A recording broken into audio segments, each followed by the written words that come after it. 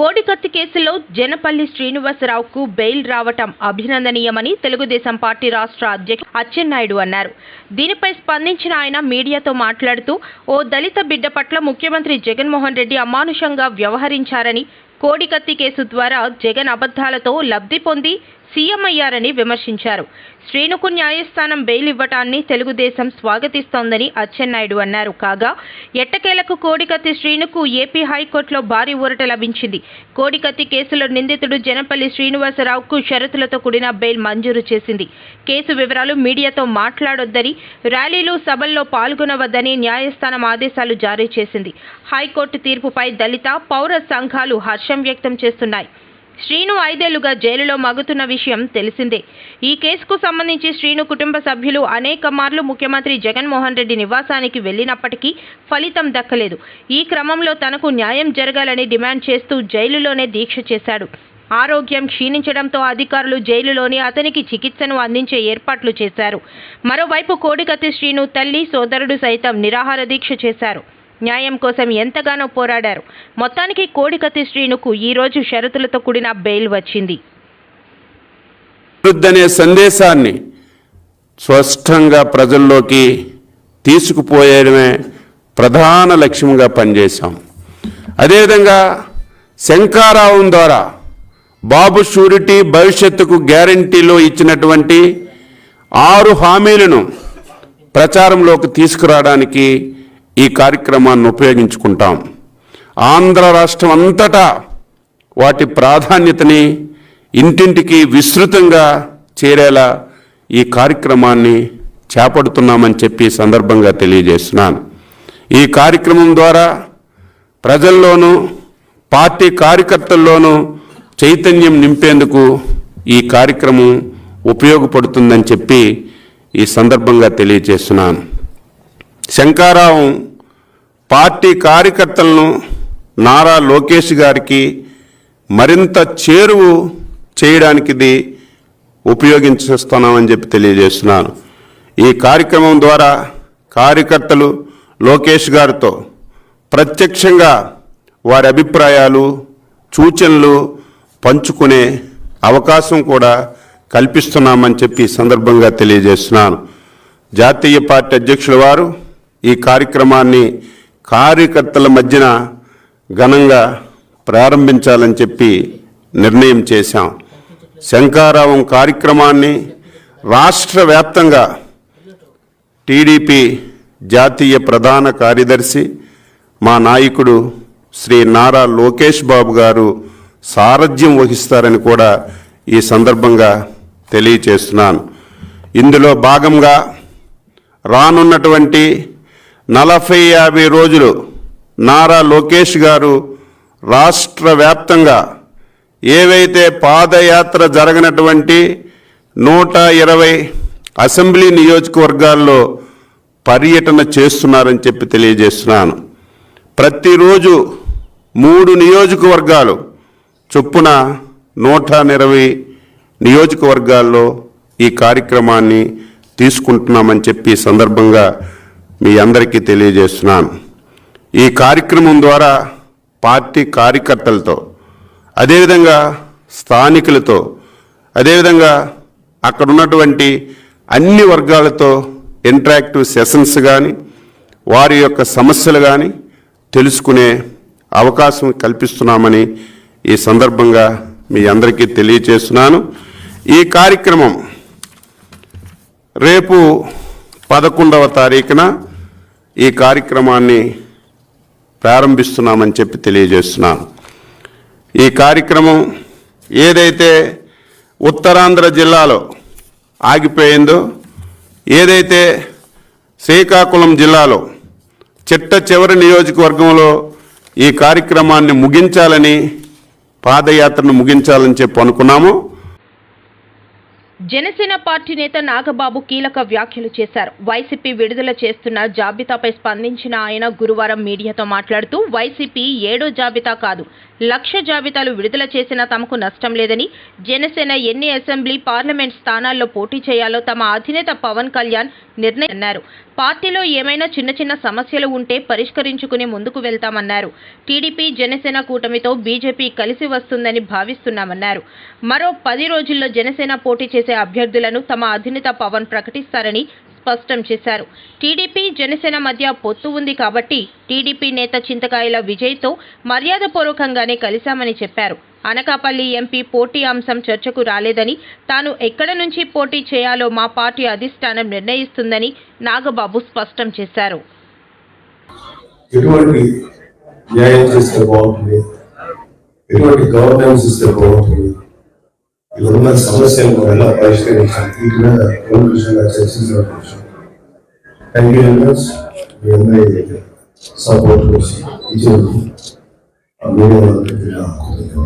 ఉమ్మడి విశాఖలోని జనసేన ఎన్ని పార్లమెంట్, ఎన్ని అసెంబ్లీ ఎన్నికల్లో పోటీ చేయాలని ఎన్ని స్థానాలు అది విత్ ఇన్ maybe 10 days లోపే మీకు ఇన్ఫర్మేషన్ వస్తుంది అఫీషియల్గా వస్తుంది. ఎందుకంటే అవన్నీ కూడా జనసేన, టీడీపీ అలయన్స్ పెద్దలు నిర్ణయించాల్సిన విషయం.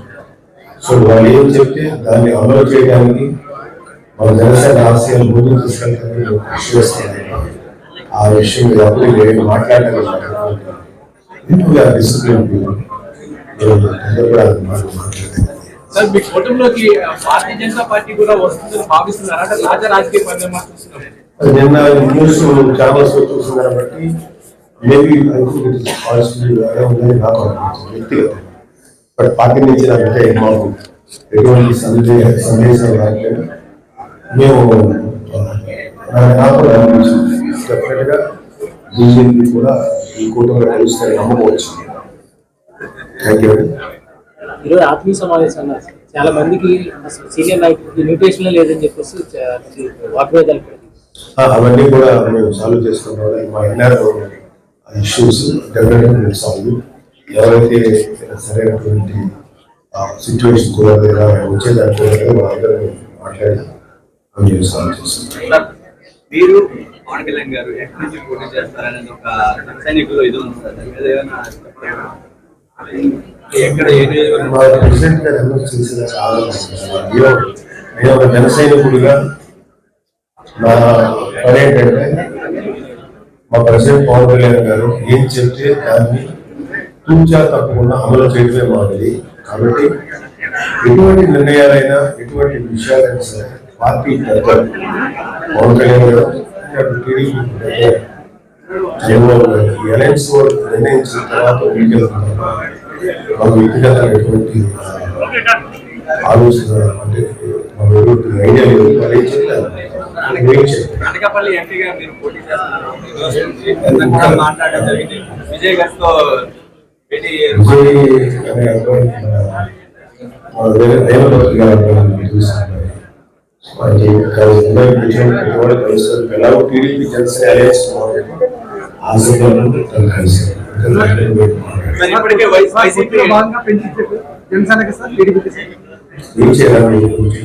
దయచేసి మీరు కూడా ఇలా ప్రశ్నలు అడుగుతుంటే దగ్గర ఏ సమాధానం చెప్పాలి అడిగితే బాగుంటుంది.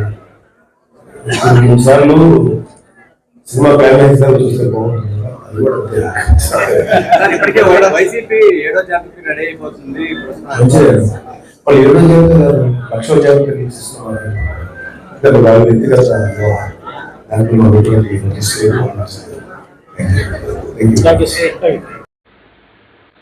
కనీస వేతనం 26,000 రూపాయలు చెల్లించాలని మద్దెలపాలెం వద్ద సిఐటియు ఆధ్వర్యంలో ధర్నా. ఆశా వర్కర్స్ కి కనీస వేతనం 26,000 రూపాయలు చెల్లించాలని డిమాండ్. ఆశాలపై పని ఒత్తిడి లేకుండా సచివాలయం డ్యూటీ రద్దు చేయాలని, ఏఎన్ఎం హెల్త్ సెక్రటరీ నియామకాల్లో ఆశా వర్కర్లకు వెయిటేజ్ ఇవ్వాలి, రిటైర్మెంట్ 62 సంవత్సరాలకు బెనిఫిట్ 5 లక్షలు మరియు పెన్షన్ ఇవ్వాలి. ఇవన్నీ తక్షణమే అమలు చేయాలని రాష్ట్ర ప్రభుత్వాన్ని డిమాండ్ చేసిన సిఐటియు నాయకులు ధర్నా చేయడానికి మేము అనుమతి తీసుకున్నాం. ముందు అనుమతి ఇచ్చారు, చివరి నిమిషంలో అనుమతిని క్యాన్సిల్ చేశారు. ఎక్కడ పడితే అక్కడ ఆశాలను అరెస్టులు చేశారు. ఇళ్లలో ఉంటే హౌస్ అరెస్టులు. రాత్రంతా మహిళా పోలీసు ఇంటి దగ్గరే ఉంటారు, కానిస్టేబుల్ ఇంటి దగ్గరే ఉంటారు, ఇంటి బయటే ఉంటారు, చాలా హెరాస్ చేస్తున్నారు. అలాగే అర్ధరాత్రి ఆశాల్ని పోలీస్ స్టేషన్లో ఉంచారు, తిండి తిప్పలు లేవు. జాస్ ప్రోగ్రామ్, జగనన్న ఆరోగ్య సురక్ష ప్రోగ్రామ్ జరిగితే అక్కడ ఆశాలను అరెస్టులు చేశారు, ఇమ్యునైజేషన్లో ఉంటే ఆశాలను అరెస్టులు చేశారు, పోలీస్ స్టేషన్ దగ్గర తీసుకెళ్లి అక్రమంగా నిర్బంధించారు, రైల్వే స్టేషను, బస్ స్టాండ్, ఇంకేది మినహాయింపు లేదు. ఆఖరికి మా సెల్ ఫోన్లో యాప్లు చూసి కూడా మమ్మల్ని అరెస్టులు చేస్తున్నారు. ఇంత నిర్బంధం ఎందుకని అడుగుతున్నాం. నిన్న రాత్రి మా రాష్ట్ర ప్రధాన కార్యదర్శి ధనలక్ష్మి, అధ్యక్షురాలు పోసమ్మ, కోశాధికారి కమల్ గారిని ముగ్గురిని చర్చలకని కమిషనర్ పిలిచి కమిషనర్ ఆఫీసులోనే అరెస్టులు చేయించారు.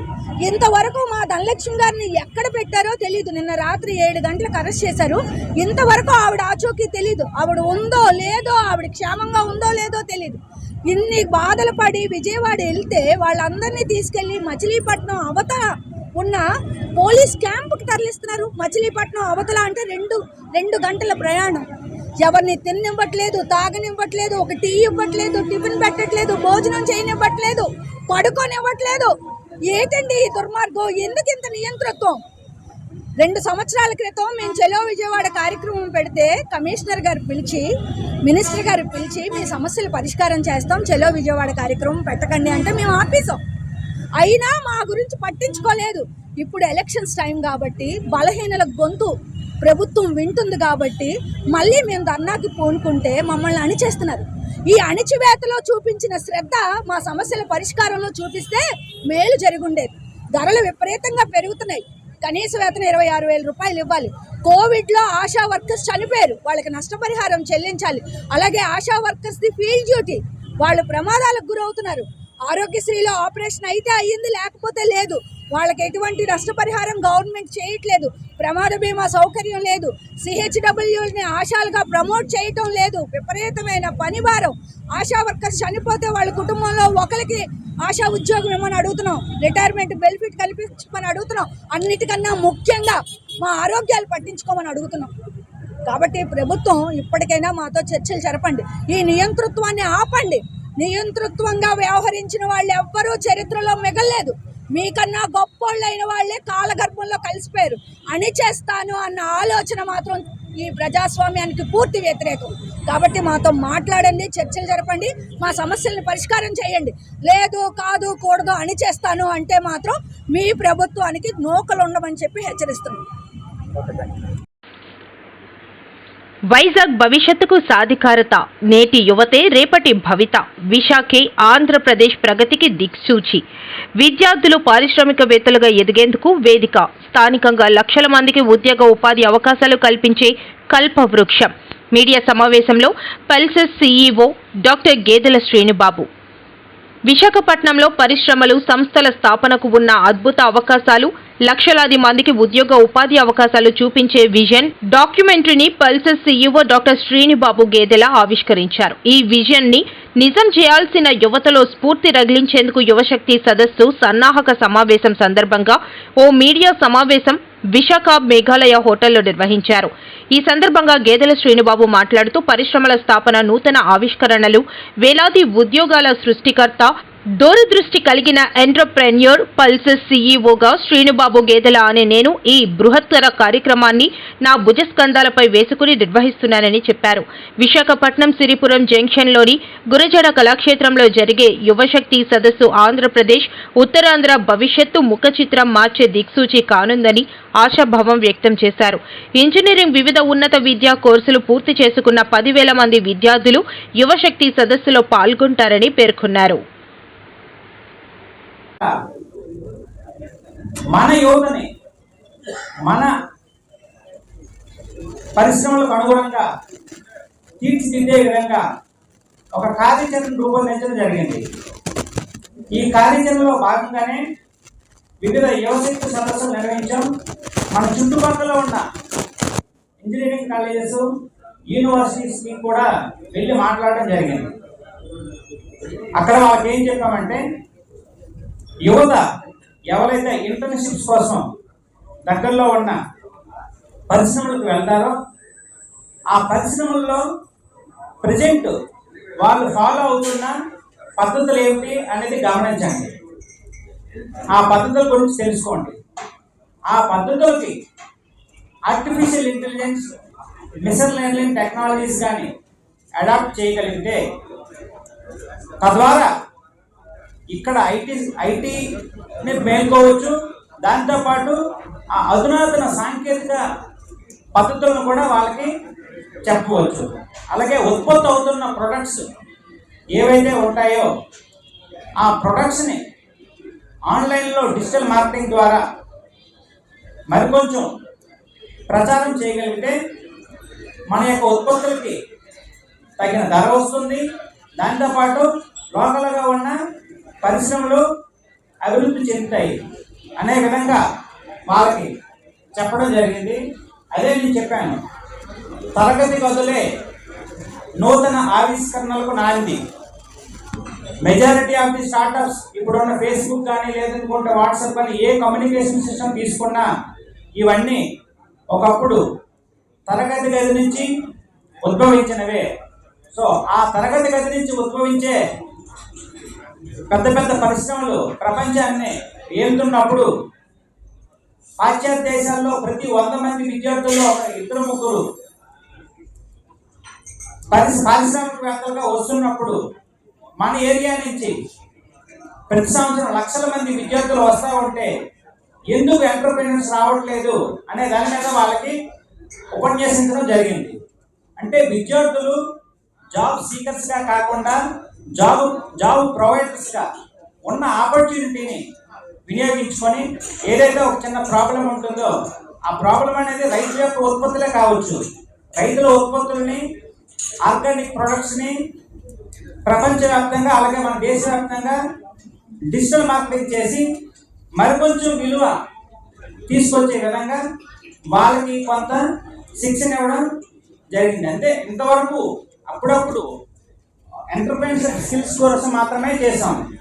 కానీ రాబోయే 50 రోజుల్లో మన రాష్ట్ర వ్యాప్తంగా దీన్ని ప్రతి ఒక్కరి దగ్గరికి తీసుకెళ్ళి తద్వారా మన భవిష్యత్తుని మనమే నిర్మించుకునే విధంగా వాళ్ళకి తగిన సూచనలు ఇవ్వడం జరుగుతుంది. రీచ్ అయ్యే విధంగా కార్యాచరణ రూపొందించడం జరిగింది. ఈ సదస్సుల యొక్క ముఖ్య ఉద్దేశం మన ఉపాధి మనమే కల్పించుకోవడం, నేటి విద్యార్థులే రేపటి పారిశ్రామికవేత్తలుగా తీర్చిదిద్దడం, దానితో పాటు రైతుల్ని వాళ్ళ ఉత్పత్తులని వాళ్ళే అమ్ముకునే విధంగా ఒక వ్యాపారవేత్తలుగా తయారు చేసే విధంగా కార్యాచరణ రూపొందించడం జరిగింది. మన విశాఖపట్నం గురించి మాట్లాడుకుంటే విశాఖపట్నం ప్రజెంట్ ఆర్థిక వ్యవస్థ దాదాపుగా $48 బిలియన్. ఈ ఆర్థిక వ్యవస్థను వచ్చే 2030 కల్లా 100 బిలియన్ల ఆర్థిక వ్యవస్థగా తీర్చిదిద్దడానికి ఏం చేస్తే ఇది మనం అచీవ్ చేయగలం, ఇంతవరకు చేసింది ఏంటి, చేయబోయేది ఏంటి అనేది రేపు మన యువశక్తి సదస్సులో విపులంగా చెప్తాం. దాంట్లో కొన్ని ఇంపార్టెంట్ పాయింట్స్ ఇప్పుడు మీకు వివరిస్తాను. మన విశాఖపట్నంలో దాదాపుగా 2.25 లక్షల మంది ఉద్యోగులు ఉన్నారు, డైరెక్ట్ ఎంప్లాయీస్. ఇండైరెక్ట్గా ఇంకొక 8 లక్షల మంది ఉపాధి పొందుతున్నారు. అంటే ఒక డైరెక్ట్ ఎంప్లాయీ క్రియేట్స్ 4 ఎంప్లాయీస్ అనమాట ఇండైరెక్ట్గా. అలాగే 10 లక్షల మంది ఉపాధి ద్వారా మన విశాఖపట్నం ఏరియాలో దాదాపుగా 40 లక్షల మంది, విశాఖపట్నం విఎంఆర్డి ఏరియాలో దాదాపు 40 లక్షల మంది ఉంటున్నారు. అలాగే మన విశాఖపట్నంకి హైదరాబాద్ హెచ్ఎండిఏ ఏరియా కంపేర్ చేసుకుంటే విశాఖపట్నం ఏరియా దాదాపుగా 7,500 స్క్వేర్ కిలోమీటర్స్. మీకు తెలుసా, విశాఖపట్నం ఏరియా కన్నా హైదరాబాద్ హెచ్ఎండిఏ ఏరియా అంటే చాలా చిన్నదని. చాలా చిన్నదంటే కొంచెం తక్కువ. హైదరాబాద్ హెచ్ఎండి ఏరియా 7,200 కిలోమీటర్లు మాత్రమే, చదరపు కిలోమీటర్లు మాత్రమే. మన విశాఖపట్నానికి అంత అవకాశం ఉన్నా, పారిశ్రామిక పరంగా ఎదిగే అవకాశం ఉన్నా ఎందుకు మనం ఆ అవకాశాన్ని సద్వినియోగపరచుకోలేకపోతున్నాం?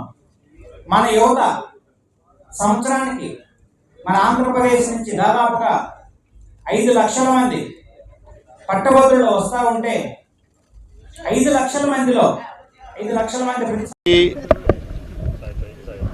రాష్ట్రంలో ఉన్నటువంటి 5 కోట్ల మంది ప్రజానీకానికి దేవాలయం ఏమిటంటే రాష్ట్ర శాసనసభ. ప్రజాస్వామ్య వ్యవస్థలో శాసనసభకి అత్యంత ప్రాధాన్యత కలుగుతుంది. శాసనసభలో తీసుకున్నటువంటి ప్రతి నిర్ణయం ప్రజానీకానికి చేరువ చేసి వారి మంచికి ఉపయోగించే సభ శాసనసభ. స్వాతంత్రం వచ్చిన తర్వాత ఆంధ్రప్రదేశ్ రాష్ట్రం ఏర్పడిన తర్వాత శాసనసభని సొంత పార్టీ కార్యాలయంగా మార్చుకొని రాష్ట్ర ప్రజానీకానికి రాష్ట్రానికి ఉపయోగపడినటువంటి చట్టాలు చేయవలసినటువంటి శాసనసభ 5 సంవత్సరాలు వైసీపీ ప్రభుత్వం జగన్మోహన్ రెడ్డి తీసుకొచ్చినటువంటి ప్రతి చట్టం ఈ రాష్ట్ర వినాశనాన్ని గురించి తీసుకొచ్చారు తప్ప ఈ 5 సంవత్సరాల్లో తీసుకొచ్చినటువంటి ఏ చట్టం కూడా ఈ రాష్ట్రానికి ఉపయోగపడలేదని చెప్పి తెలియచేస్తున్నాను. ప్రజాస్వామ్య వ్యవస్థలో ప్రభుత్వం ఎంత అవసరమో ప్రతిపక్షం కూడా అంత అవసరం.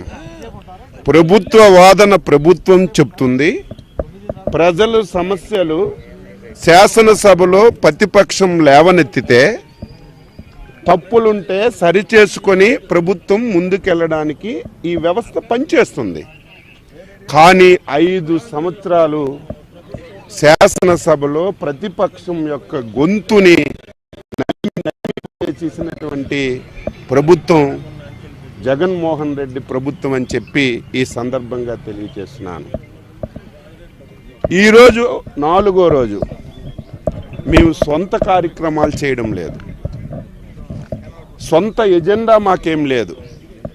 ఈ రాష్ట్రంలో 5 కోట్ల మంది ప్రజలు వివిధ రకాల సమస్యలతో బాధపడి ఇబ్బంది పడుతుంటే రోజుకొక ఇష్యూని తీసుకొచ్చి ప్రభుత్వం దృష్టిలో పెట్టి చర్చించాలని చెప్పి ప్రయత్నం చేసినా మాకు కనీసం అవకాశం ఇవ్వకుండా ప్రతిరోజు దారుణాతి దారుణంగా సస్పెండ్ చేయడం ఇది ప్రజాస్వామ్యానికే మంచిది కాదని చెప్పి తెలియచేస్తున్నాను. ఈరోజు కూడా ప్రధానమైనటువంటి అంశాలు సగభాగం ఉన్నటువంటి యువత, సగభాగం ఉన్నటువంటి మహిళలు అనేకమైనటువంటి సమస్యలతో ఇబ్బంది పడుతున్నారు. అదేవిధంగా ఈ ప్రభుత్వం ఏర్పడక ముందు, ఈ ప్రభుత్వం ఏర్పడిన తర్వాత యువతకి అనేక హామీలు ఇచ్చారు. జాబ్ క్యాలెండర్ ఎవ్రీ ఇయర్ ఫస్ట్కి ఇచ్చి జాబులన్నీ కూడా ఫిలప్ చేస్తామన్నారు. చంద్రబాబు నాయుడు గారు అబద్ధాలు చెప్తున్నారు. 27,000 ఉపాధ్యాయ ఉద్యోగాలు ఖాళీగా ఉన్నాయి. మేము అధికారంలోకి వస్తే మెగా డిఎస్సి చేస్తానని చెప్పి 5 సంవత్సరాలు గాఢ నిద్రలోకి వెళ్ళి ఈరోజు వెంటిలేటర్